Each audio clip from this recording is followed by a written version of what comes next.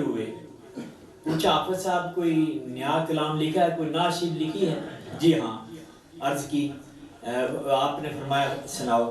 تو شروع کیا آپ نے کہ جو ہے نا مطلع ہی ابھی کہ یا رسول اللہ عاشقوں کی بھیڑ ہو روزہ تیرا ہو میں نہ ہوں، وائے ناکامی کے خلق خدا ہو میں نہ ہوں. یا رسول اللہ لوگ آپ کی بارگاہ میں پہنچ چکے ہیں، میں ابھی نہیں پہنچا. اس حسرت کا، اس خواہش کا اظہار کیا. تو امیر ملت رضی اللہ تعالیٰ عنہ نے اپنے خادم بوٹا صاحب کو فرمایا بوٹیا چلیے مدینہ شریف. جی تو وہ عرض کرنے لگے کہ حضور علی پور شریف جاتے ہیں تیاری کر کے، چونکہ آپ اکیلے نہیں جاتے تھے کئی لوگوں کو. فرمایا پلے کچھ نہیں بندے پنچھی دے درویش جنہ تکیا رب دا انہاں دے گویش. یہ کہا اور وہیں سے چل دیے اور کئی اوروں کو بھی ساتھ لے گئے. اللہ ان کے صدقے سب کو مدینہ منورہ حاضری کی، بعد حاضری کی، بافید حاضری کی توفیق عطا فرمائے. تو مولانا نے جیسے فرمایا چونکہ یہ وقت بڑا قیمتی ہے، ہمارے مہمان تشریف لائے اور ابھی انہوں نے فرمایا ہے ان کے گھر سے عالیہ مرحومہ ایک ہفتہ ہی ہوئے ہیں فوت ہوئے. اللہ مرحومہ کی مغفرت فرمائے، اگلی منزل احسان فرمائے. مولانا کو ان کے خاندان کو اللہ صبر جمیل عطا فرمائے. تو انہوں نے وعدہ پورا کیا تشریف لائے، اللہ تعالیٰ برکتیں عطا فرمائے. تو میں قریبی ایک دن ایک عظیم ہستی کا ہے حضرت داؤد طاہر رضی اللہ تعالیٰ عنہ. یہ سیدنا امام اعظم ابو حنیفہ رضی اللہ تعالیٰ عنہ کی بارگاہ سے فیض یاب ہوئے، علم دین حاصل کیا کافی عرصہ. پوچھا اب کیا کیا جائے؟ فرمایا علیک بالعمل، اب عمل لازم ہے تجھ پر. فإن العلم بلا عمل کالجسد بلا روح، عمل کے بغیر علم ایسے ہے جیسے جسم روح کے بغیر ہو. اللہ علم بھی دے اور عمل کی بھی توفیق دے. آپ نے پھر پوچھا کیا؟ ایک دفعہ حاضر ہوئے میرا دنیا سے دل و چاٹ ہو گیا ہے، کیا کروں؟ امام اعظم رضی اللہ عنہ فرمایا کہ گوشہ نشینی اختیار کرو. کچھ عرصہ گوشہ نشینی اختیار کی، تنہائی میں عبادت کرتے رہے. پھر حاضر ہوئے، فرمایا اب مخلوق میں لوگوں میں رہو، تبلیغ بھی کرو، دین کی خدمت اور ان کی باتیں بھی برداشت کرو. کوئی حق بیان کرے تو مخالفتیں الجھنیں بھی پیدا ہوتی ہیں، یہ سب کوئی برداشت کرو. یہ بھی بہرحال آپ نے سب کچھ یہ کیا، اس طرف توجہ دی. اور پھر تقویٰ علم فقہ کے اعتبار سے انہیں بڑا مقام حاصل تھا، فقیہ الفقہا کہا جاتا تھا انہیں. اور تقویٰ کے اعتبار سے اس انداز سے تھے کہ میں کیا عرض کروں. ایک دفعہ ایک لقمہ ہاتھ پلے تھا تو امام ابو یوسف رضی اللہ عنہ غالباً یا ایک اور بزرگ آئے تو فرمایا کھاتے کیوں نہیں، استعمال تناول کیوں نہیں کرتے؟ فرمایا کہ پتہ نہیں یہ حلال کا ہے کہ نہیں، تو نے چھوڑ دیا. اور پھر اس کا عملی ثبوت جو ہے آپ اسے اس بات سے اندازہ لگائیں کہ آپ کو بہرحال آپ کے ارشادات گرامی جو آپ کی زبان پاک سے نکلے ہوئے ہیں، اللہ اس عاجز کو سب کو عمل کی توفیق دے. تو کسی آدمی نے کہا کوئی وصیت کریں تو فرمایا دنیا سے روزہ رکھو آخرت سے افطار کر دیں. کسی نے کہا کوئی وصیت کر، فرمایا بدگوئی سے بچو اور دین کو دنیا پر فوقیت دو. یہ کسی نے کہا مجھے کوئی نصیحت فرمائے، پر فرمایا کہ قبروں والے تمہاری انتظار کر رہے ہیں کہ کب تم آؤ. اللہ عمل کی تیاری کی توفیق دے. آپ کی خدمت میں وقت کا فرمان روا ہارون رشید حاضری کے لیے چاہتا ہے کہ میں سعادت حاصل کروں. آپ اجازت نہیں دیتے. آپ کے جو وزراء مشیر تھے وہ جاتے کہ وہ آنے چاہتے ہیں بادشاہ صاحب. فرمایا نہیں جی نصیحت کے لیے دعاؤں کے لیے. فرمایا اور علماء ہیں مشائخ ہیں ان کے پاس جائیں. پھر آپ کے استاد محترم کا واسطہ اختیار کیا امام ابو یوسف رضی اللہ عنہ کا. انہوں نے عرض کی تو فرمایا آپ ہی نہیں کہتے اِنَّ رُؤْیَتَ وَجْهِ ظَالِمِ يُثَبِّتُ الْقَلْبَ، ظالم کو دیکھنا دل کو کالا کر دیتا ہے.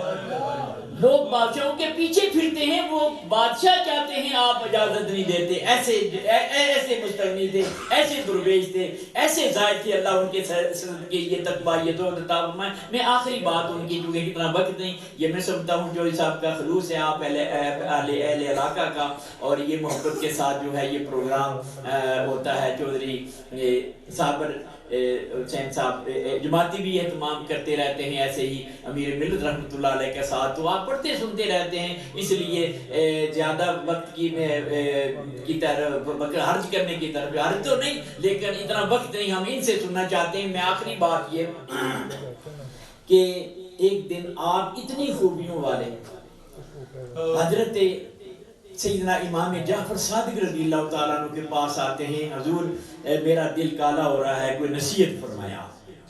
ہر وقت اللہ کی یاد، میں کیا عرض کروں، چھوڑ رہا ہوں، لقمہ کھاتے کس انداز سے؟ بھگو کر پانی میں۔ کسی نے پوچھا کہ کیوں؟ فرمایا کہ جتنا وقت چبانے میں لگے گا میں اللہ کی آیتیں پڑھ لوں گا، قرآن شریف کی سورت آیتیں پڑھ لوں گا۔ اتنے یاد خدا میں منہمک، کہتے ہیں میرا دل کالا ہو رہا ہے۔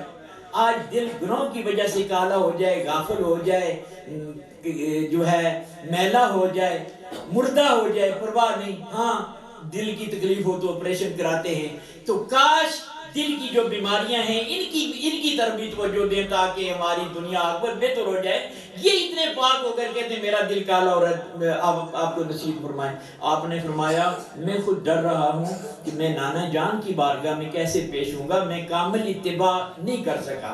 اور فرمایا نجات کا انحصار سرکار کی اتباع پر ہے، عالی نسب ہونا، عالی نسبت ہونا اس پر نہیں، بلکہ حضور علیہ السلام کی اتباع پر منحصر ہے۔ تو انہوں نے رونا شروع کر دیا۔ اللہ تعالیٰ اپنی یاد میں مصروف رکھے، اپنے نبی کا عشق عطا فرمائے، اور اس پرفتن دور میں اللہ تعالیٰ اولیاء اکرام کے دامن کرم سے وابستہ رکھے، اور اللہ تعالیٰ یہ سب کی حاضری یہ کاوش قبول و منظور فرمائے۔ میں سو جاؤں یا مصطفیٰ کہتے کہتے کھلے ہم چلے۔ ماشاءاللہ ہمارے مہمان محترم نے مختصر وقت میں بہت عمدہ گفتگو فرمائی۔ اللہ ان کے علم و فضل میں مزید برکتیں عطا فرمائے، ان کا سایہ تا دیر ہمارے سروں پر اللہ قائم دائم فرمائے۔ حضرات محترم، خوبصورت محفل جو محترم الحاج چودھری محمد رمضان صاحب نقشبندی جماعتی اور ان کے بھائیوں نے سجائی ہے، اللہ اس کو اپنی بارگاہ میں قبول فرمائے۔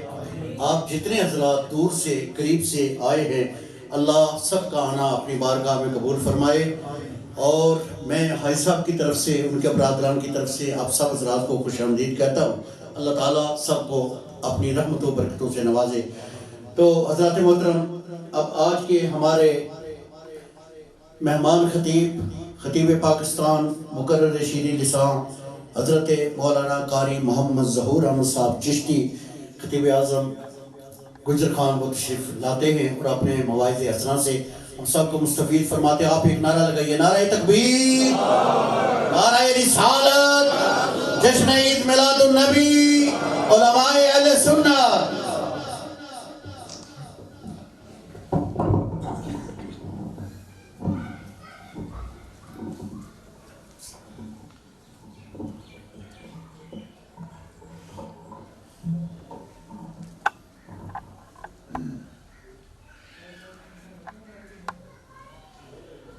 حضرات، اس سے پہلے کہ میں اپنی گفتگو کو شروع کروں، جو حضرات سامنے بیٹھے ہیں ان کی خدمت میں درخواست ہے کہ اگلی صف میں آ جائیں، آگے ہو جائیں، اور جو باہر حضرات بیٹھے ہیں دھوپ تو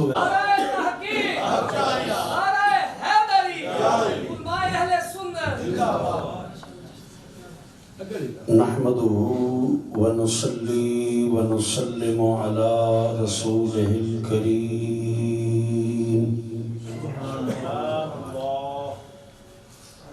أما بعد فأعوذ بالله من الشيطان الرجيم،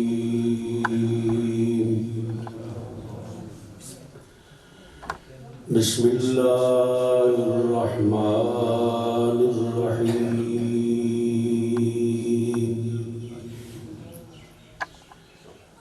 وَلَلْآخِرَةُ خَيْرٌ لَكَ مِنَ الْأُولَى، سبحان اللہ۔ إِنَّ اللَّهَ وَمَلَائِكَتَهُ يُصَلُّونَ عَلَى النَّبِيِّ، يَا أَيُّهَا الَّذِينَ آمَنُوا صَلُّوا عَلَيْهِ وَسَلِّمُوا تَسْلِيمًا، اللهم صل على سيدنا ومولانا محمد محمد وعلى آل سيدنا ومولانا محمد وبارك وسلم وصل عليه الصلاة والسلام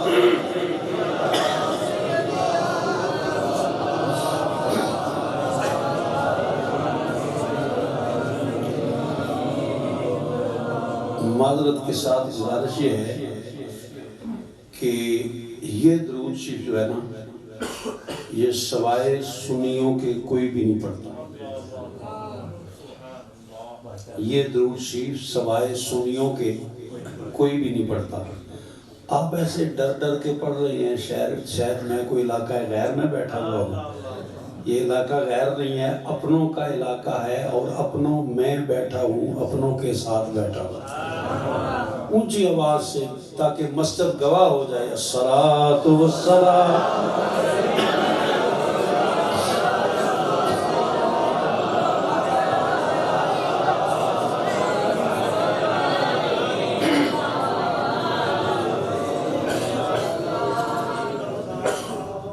نہایت ہی قابل تعظیم، قابل عزت محفل کے اندر موجود سادات کرام، پیران طریقت، علماء ملت اسلامیہ، ثناخان رسول مقبول صلی اللہ علیہ وآلہ وسلم، میرے بزرگوں، دوستوں، عزیز ساتھیوں، بالخصوص یادگار سلف، پیکر اخلاص و الفت، استاد العلماء حضرت علامہ مولانا محمد بشیر صاحب مستحفظی دامت برکاتہم العالیہ. آج کی یہ مقدس محفل عالی مرتبت پیکر اخلاص و الفت جناب محترم حاجی محمد رمضان صاحب اور ان کے برادران نے اپنے آقا کی بارگاہ میں ہدیہ عقیدت و محبت پیش کرنے کے لیے منعقد کی ہے. اللہ کریم ان کا سپیشل حضور کے میلاد کے لیے انگلینڈ سے آنا اور ایک دفعہ نہیں، دو دفعہ نہیں، 18 مرتبہ متواتر آنا حضور کے ذکر کے لیے اپنی بارگاہ میں قبول فرمائے. آمین.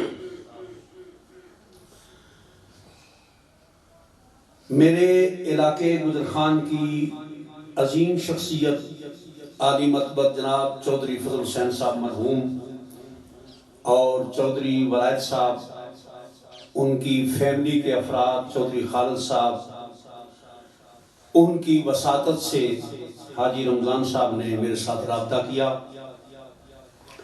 میں چونکہ اہلیہ کے انتقال سے پہلے یہ وعدہ کر چکا تھا، اس لیے ایفائے عہد کے لیے میں حاضر خدمت ہو گیا ہوں.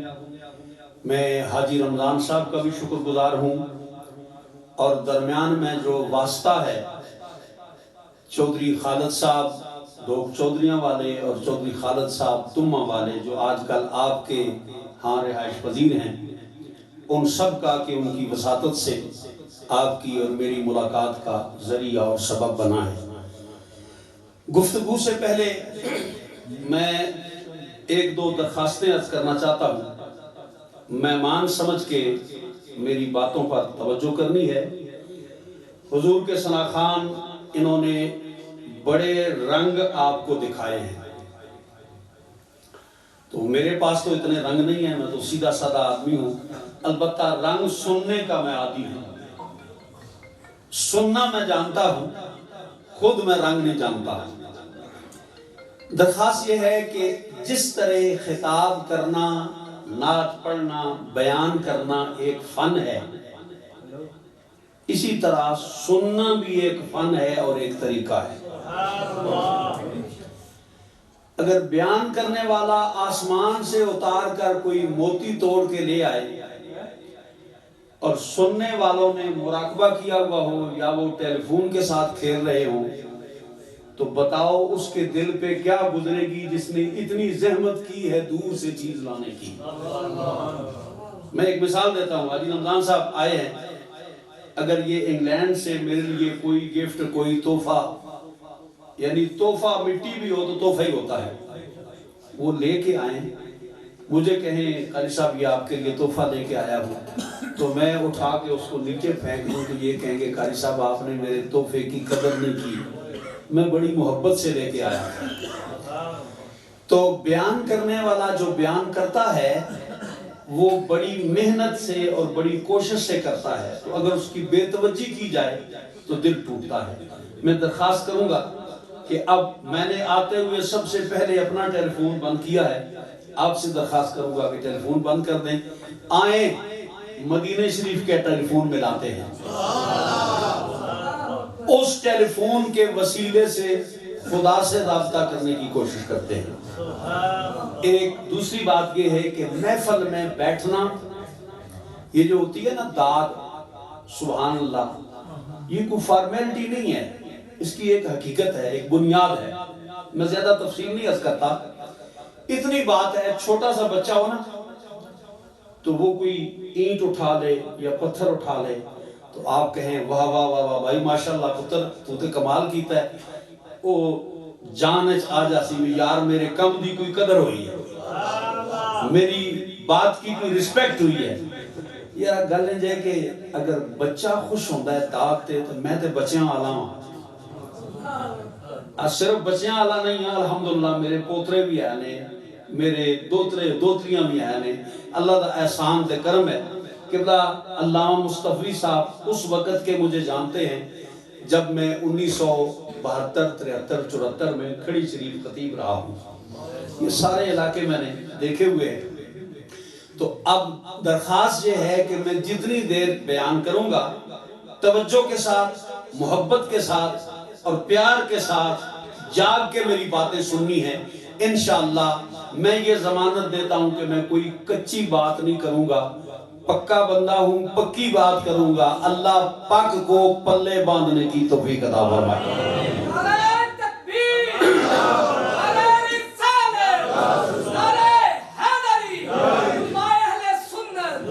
ابھی امیر محفل, پروردہ آغوش ولایت, تاجدار علی پور کا خون, خاتون جنت کا دودھ, حضور سیدنا پیر سید ظفر حسین شاہ صاحب آستانہ عالیہ علی پور شریف سے تشریف لانے والے ہیں. کتنی خوش قسمت وہ محفل ہوگی کہ جس ذات کا ذکر ہے اس کی اولاد اس مجلس کی صدارت فرما رہی ہے. اللہ والیاں دے نیڑے نیڑے آ تے غم تیرے مک جان گے. اللہ والیاں نیڑے نیڑے آ, اللہ والیاں نیڑے نیڑے آ تے غم تیرے مک جان گے. اللہ والیاں نیڑے نیڑے آ, اللہ والیاں نیڑے نیڑے آ تے غم تیرے مک جان گے.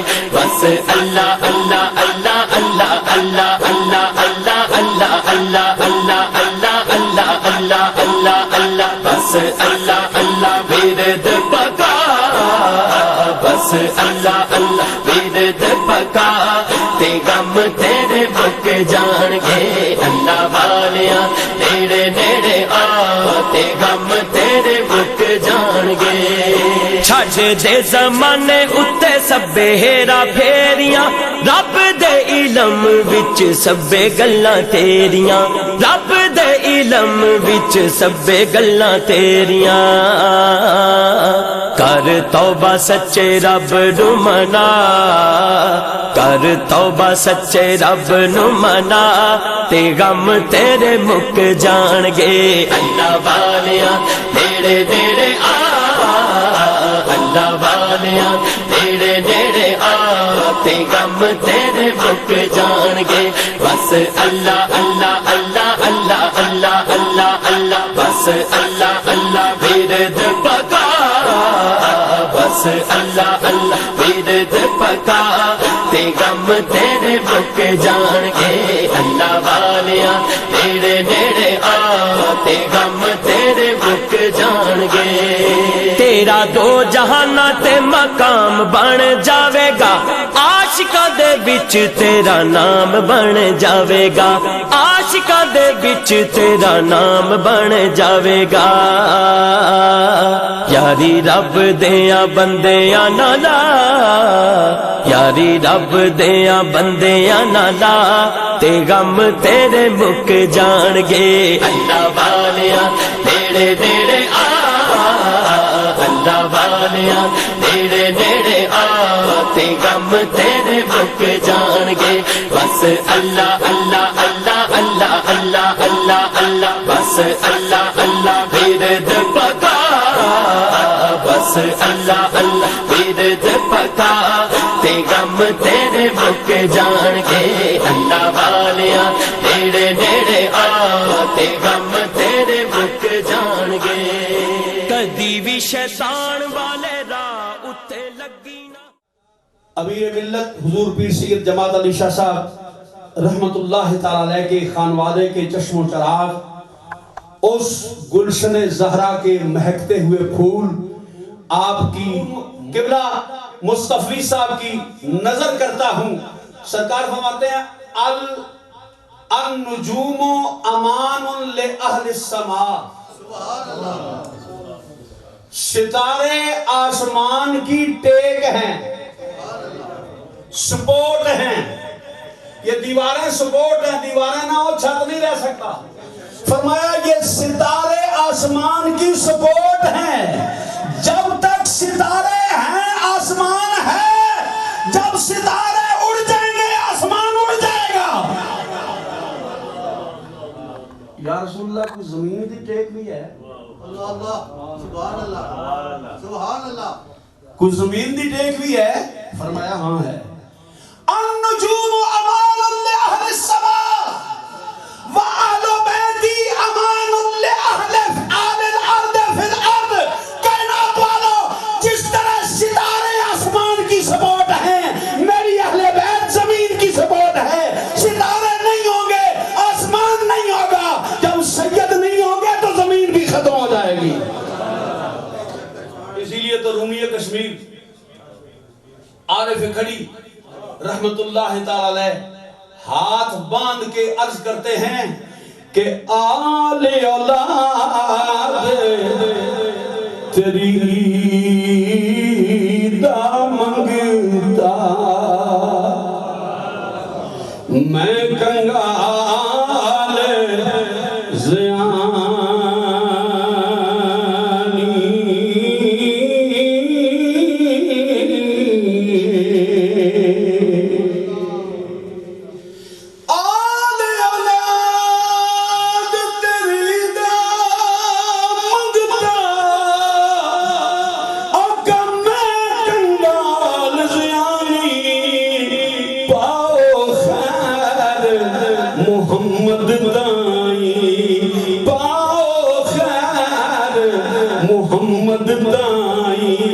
सदका शाह जीलानी।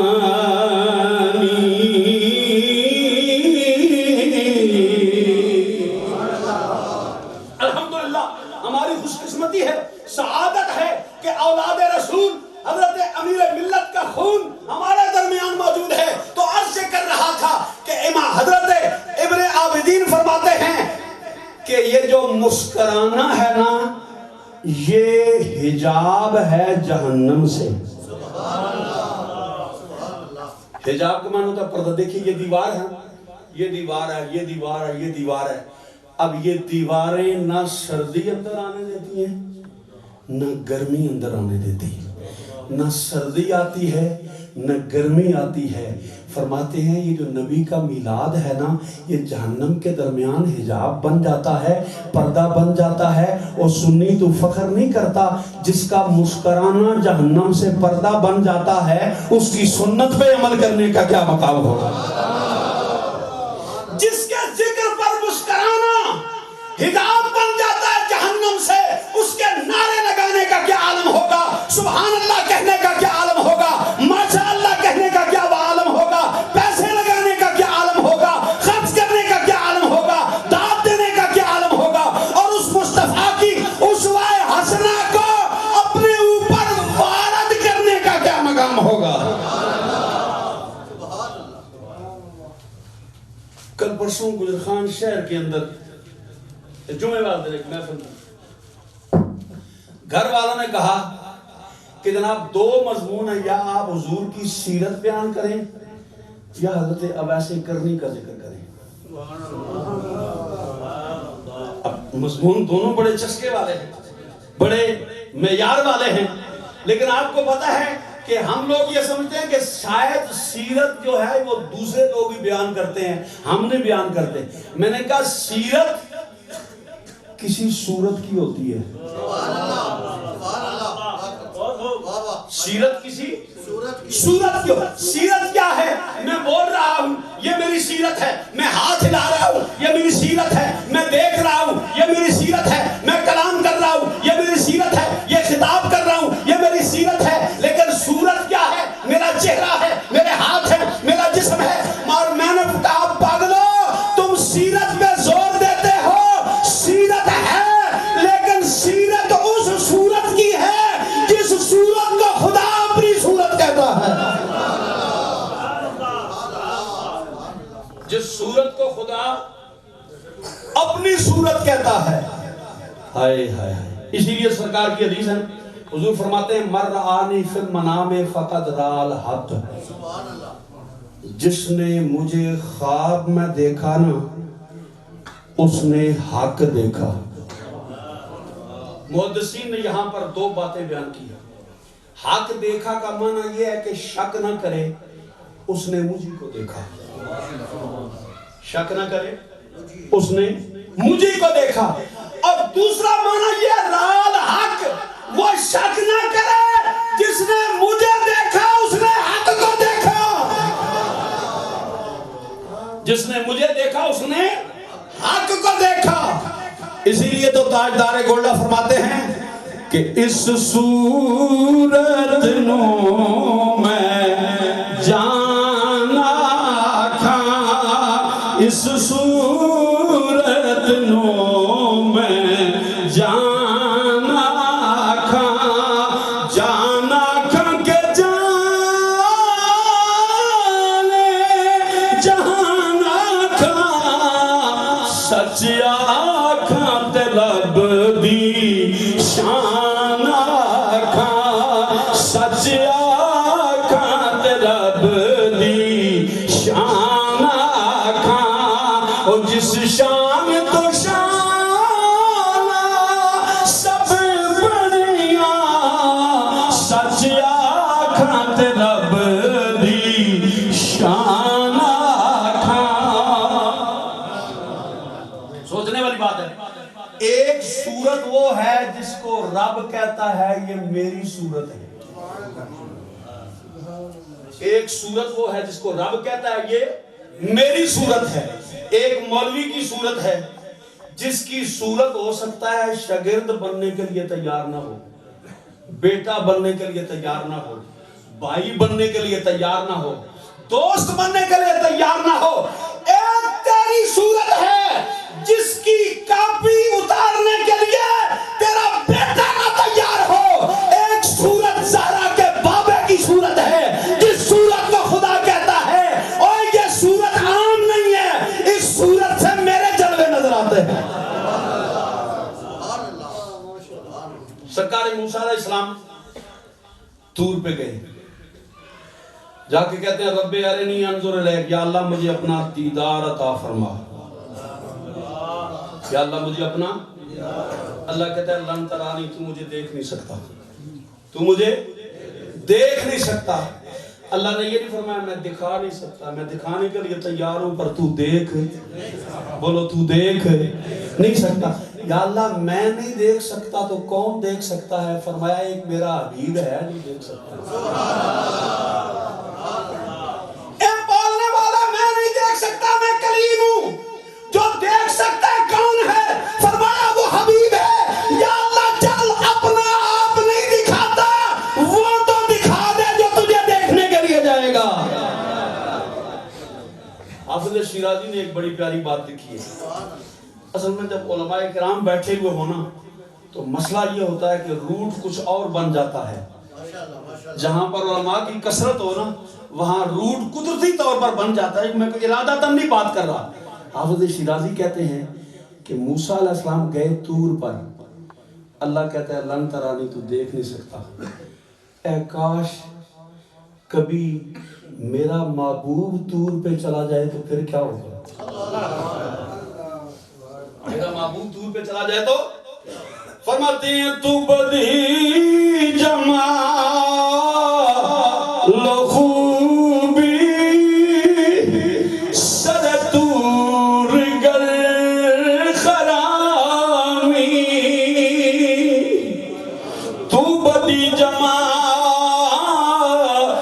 خوبی سر طور گر خرامی، ارنی بگو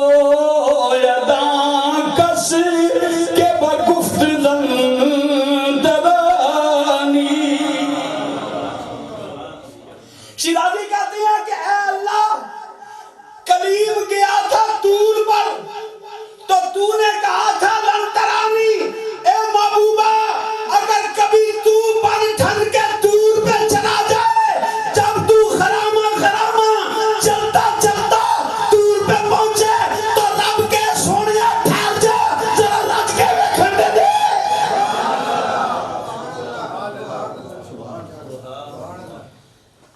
میں کوئی مضمون نہیں چلا سکتا